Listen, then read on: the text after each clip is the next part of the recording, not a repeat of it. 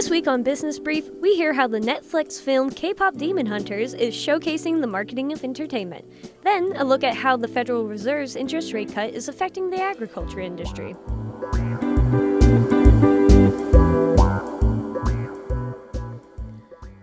Welcome back to Business Brief, Missouri Business Alert's podcast focused on the business news and issues shaping the state. My name is Riley Hindle, and I am joined by my co-host, Noah Grabianski. Noah, how are you this week? I'm doing good. I am getting ready to sail the seven seas to all the Halloween festivities this weekend with my sailor costume. Are you planning on dressing up for any holiday festivities? Yes, I actually decided to go steampunk this year, so I've got gloves and a pocket watch and all that cool stuff. And I had to find a lot of gears and metal themed accessories to go with it. That sounds like a wonderful costume, and I hope it wasn't too expensive because I know that many customers are a little concerned right now about how tariffs are impacting Halloween product prices. It was nice because I had some of the elements. I had the boots, I had the hat from previous years, but some of the pieces I did have to buy were a little pricey, I'm not going to lie. So I could see how costume items might have been impacted for trick-or-treaters this year. But enough about how awesome we look in our costumes. Are you ready to get into the headlines? Absolutely. President Donald Trump announced this week that the U.S. and China have reached a one-year trade agreement. The U.S. will lower tariff rates by 10% in exchange for China pausing export controls on rare earth materials and resuming purchases of American soybeans. The deal marks a tentative truce after months of economic tit-for-tats on tariffs. Airports are reporting delays due to staffing shortages among air traffic controllers. Flight delays for any reason spiked to over 6,100 nationwide on Thursday. The issue stems from air traffic controllers working without pay as the government shutdown continues. Officials said the lack of paychecks for controllers is adding to the strain, with some picking up second jobs to sustain themselves. Federal benefits for the Special Supplemental Nutrition Program for women, infants, and children will continue in November, Missouri officials said. Over 98,000 Missourians received WIC benefits in October. Governor Mike Kehoe also announced the early distribution of $5 million in appropriations to food pantries using temporary assistance for needy families funding, and transferred $10.6 million to agencies that help provide meals for seniors. Funding for the Supplemental Nutrition Assistance Program is still expected to run out at the end of this week. The Missouri Association of Realtors filed a lawsuit challenging the ballot summary for a constitutional amendment that would make the citizen-led initiative petition process harder.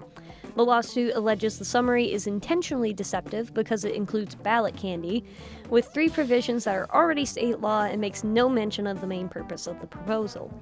This constitutional amendment came from state legislature and seeks to increase the threshold for passing these petitions by requiring a simple majority of voters to approve amendments in all 8 congressional districts. Missouri became the first state to tax income but not capital gains after passing a law during the 2025 session, overwhelmingly benefiting the state's millionaires according to a new report. More than 66% of tax savings under the new law will benefit those with incomes averaging $1.9 million a year, saving 529 times more than the average non-millionaire. Experts predict that the aggressive tax cuts states have pursued in recent years will likely decrease as budget challenges arise. Boeing's Machinists Union nearly voted down the company's 4th contract offer in a 51% to 49% vote on Sunday. The latest proposal did not include the 401k 100% match that union officials have been requesting and lowered the signing bonus to $3,000. Boeing responded to the vote by announcing it was accelerating its plans to hire replacement workers. Congressional members urged the company to offer the union a fair contract.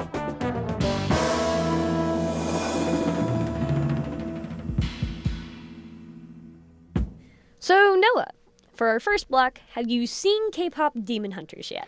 I have not, but I have been getting told so many times by so many people that I should. I can concur with that statement.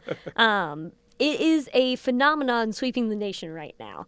In fact, the film has surpassed 400 million views on Netflix, making it the streaming platform's most popular film to date. Plus, songs from the soundtrack are even on the Billboard's Top 100. That's really impressive considering it came out 3 months ago.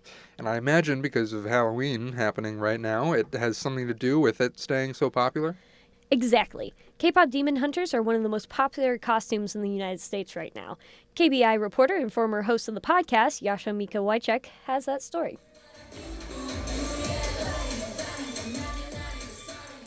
On a recent rainy Saturday at Rose Music Hall in Columbia, it's clear the weather isn't stopping fans of Huntrix and the Saja Boys from gathering. Kids dressed as their favorite characters are getting their faces painted and sampling Korean cuisine made by Gina Yu, owner of local Asian eatery Labao. Everyone here is showing Columbia how it's done.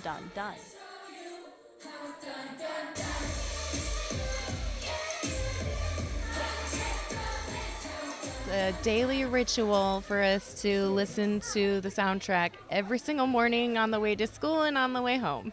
Like Melissa Bauman, families have been playing the soundtrack on repeat. The most popular song from the movie is Golden, which recently found its way back to the number 2 spot in the Billboard Top 100. The song is featured in workout classes for college students, and music venues like the Blue Note and Rose Music Hall have hosted events themed around the movie. The song has even inspired Columbia's own Marching Mizzou. 2 marching band members have created a specific arrangement of the song for its concert on the Quad earlier this year. The band's version of Golden, posted to its Facebook and Instagram page, has garnered almost 2 million views on both platforms. Colin Burnett is the program director and an associate professor of film and media studies at Washington University in St. Louis. He says that local businesses are taking a similar approach to engaging with the film's popularity. That's actually at the center of what we call blockbuster cinema. It's entertainment for the whole family. And so what you're seeing is local businesses taking on this very strategy. So what you want is the kids, the parents, the aunts, the uncles, the grandparents coming together to experience something and to be entertained by it. So it's a very smart strategy that's decades in the making. And on a day like Halloween, it's no surprise that the National Retail Federation puts K-pop Demon Hunters as the 9th most popular children's costume this year. However, reporting from Business Insider has shown that Spirit Halloween, which has the exclusive license to the official costumes, is struggling to meet the demand. Frightgeist from Google looks at Google Trends and analyzes the top trending costumes in 2025. On October 30th, the top 5 trending costumes in the overall costume category are all characters from the movie.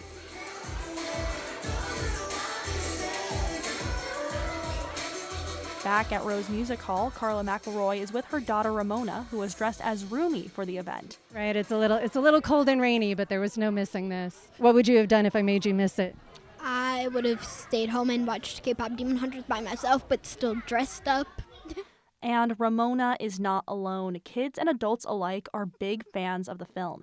Mi-jung Mimi Kim is a teaching professor of Korean in the Department of East Asian Languages and Cultures at Washington University. She also helped out on the film. She hopes that the movie inspires fans to learn more about Korean culture and, in turn, other cultures as well. It starts from fun and spectacle, but I hope it triggers deeper understanding of culture, not only Korean, but it can hopefully transfer into other cultural appreciation because every culture has beautiful things to offer.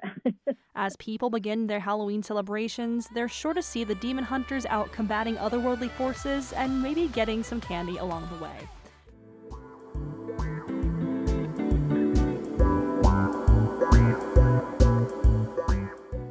Next, we'll take a look at how the Federal Reserve's interest rate cut on Wednesday could help farmers here in Missouri.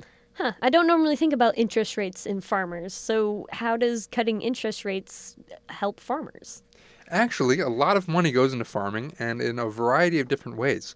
Most farmers finance their long-term investments, like land or machinery, so that they can afford to pay for those smaller expenses, like grain, cattle feed, or fertilizer.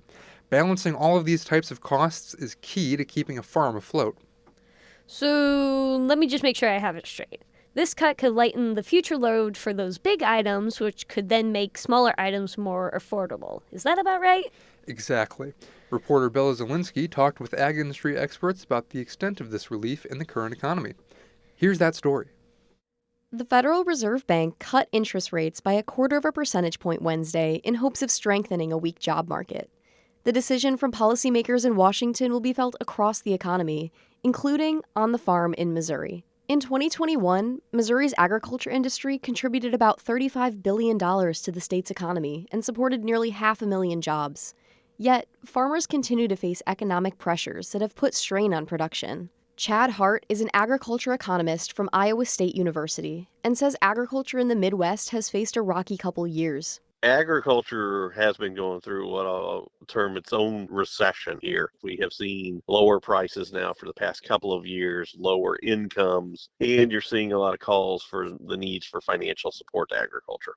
In 2022, the Fed hiked interest rates several times to combat heightened inflation. These higher rates strengthened the U.S. dollar and lowered overseas demand for American farm goods. Hart says that higher rates, coupled with lower international revenue, hurt farmers already suffering from lofty input costs. The spike in interest rates, as the Federal Reserve was fighting inflation, it did have the negative impact of increasing costs for farmers at a time when they were seeing lower revenues. Over the last 20 to 30 years, farming has become more capital intensive. It takes more money coursing through the system to take part in agriculture. So a rate cut would help with those big ticket items, like tractors, silos, and plots of land. Farmers use debt to finance long-term investments, while still having enough capital to pay short-term seasonal costs. A cut gives farmers the flexibility to pay down these short-term loans and avoid taking on more long-term debt. We're constantly borrowing capital from banks to cover the bills for a while because agriculture is basically expenses are year-round, but incomes, revenues tend to be sporadic throughout the year. Jackie Holland is an economist for the American Soybean Association and says rates often back farmers into paying more for loans necessary to cover these investments. And when those costs are higher and there's less cash available to pay for them, and the interest costs are high, it's kind of a triple compounding effect.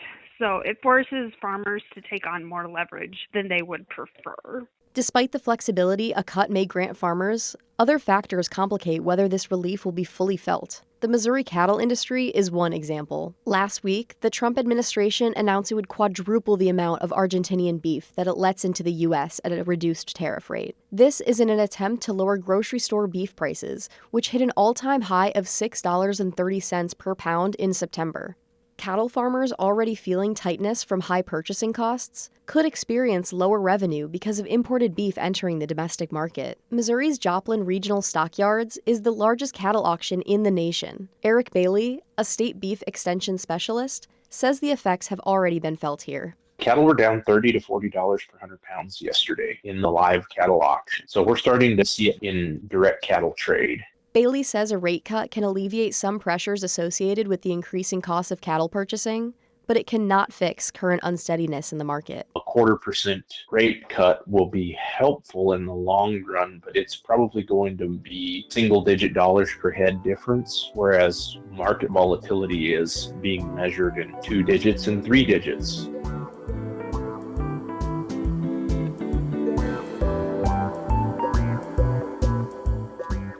And now it's time for us to get into our words of the week. Noah, what's your word this week? It's Halloween, so what else is my word but candy? Ooh, are we ranking the best candies? I would like to put Milk Duds at the top of that list, personally. Or is there some news going on in the confectionery world? There is news, sort of. Halloween spending this year is expected to break records, with candy sales forecasted to reach $3.9 billion in sales, according to the National Retail Federation. Wow, that is a lot of candy to hand out to trick-or-treaters, or to personally enjoy for yourself, like I will be doing. What's behind the rise? Well, while more people are planning on celebrating Halloween this year, tariffs and cocoa shortages are contributing to higher prices. In fact, prices for chocolate candies have risen 22% since last year, in part because of weather-induced cocoa crop reductions in West Africa. Aw, so it sounds like my Milk Duds might not be as prevalent in candy buckets this year, then. Yeah, more companies are going to be switching to fruit-based candies, so you might be out of luck with the Milk Duds. But that's all I've got this week. What is your word, Riley? My word is not nearly as delicious, but it's still an interesting topic. It is vibe coding. Now, I'm not a coder, but if I was, that sounds like the exact kind of coding that I'd want to do. I want to code with vibes. Well, I mean, close, kind of, but the vibe coding I'm talking about in this case is in regards to a partnership that Codify and the Joplin Regional Alliance for Health have formed. It aims to use artificial intelligence to devise solutions to healthcare problems. So what does that look like, and how does vibe coding fit in? Well, the two are hosting a Vibathon event in November in order to teach people how to use generative AI to describe an idea and then translate that into code that can be used to solve healthcare issues. Is healthcare the only industry that's using this? No, Codify is also pursuing industry startup studios in the agriculture and advanced manufacturing sectors. The respective goals for those is to increase crop yield and resource efficiency in southern Missouri and to improve training and quality with manufacturing partners. Sounds like I need to start learning how to code then. Might not be a bad idea. And now it's time for our closing thought. For our closing thought, here's Chad Hart, the agricultural economist from Iowa State University, speaking to the ways in which lower interest rates could provide relief for farmers. Interest rates being lowered here, that is one of the first steps to helping lower some of those costs for agriculture and maybe giving farmers a little bit of a breather where hopefully revenues will rebound, cost will moderate a bit, and agriculture can get back to a more normal economic setting. Well, that is all for this week. The M33 Project provided the music for this episode. For my co-host Riley Hindle and editors Kelly DeRook and Michael Stacy, I'm Noah Grabianski, and this has been Business Brief. Thank you for listening, and we'll talk to you next week.